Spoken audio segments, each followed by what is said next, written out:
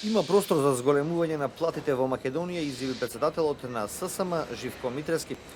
Најнапред раст за околу 20% на минималецот, а тоа ќе потикне и зголемување на просечната плата во земјава. Можноста за раст на месечните примања е иницирана од зголемениот број на вработени во стопанството, вели Митрески. Синдикатите се обидуваат да придонесат во намалување на класните разлики во земјава.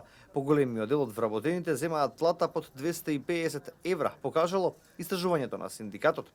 Елиминирање на се поевидентните разлики помеѓу платите за иста работа во Република Македонија.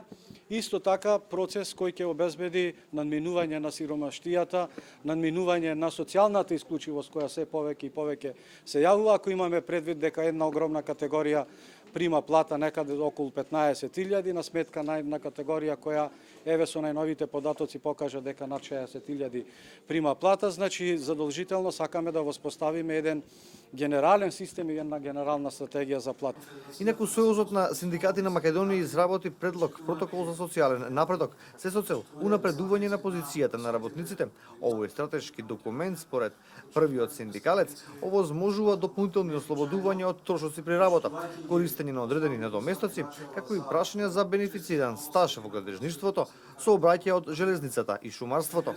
Задолжително е потребно формирање на солидарен социјален фонд кој ќе се грижи за унапредување на социјалното преговарање, на социјалниот диалог, на колективното преговарање, каде што ќе партиципираат и учествуваат со соодветни средства и оние кои не се членови во синдикатите и не се членки во организациите на работодавачите, но ги користат бенефитите од колективното преговарање.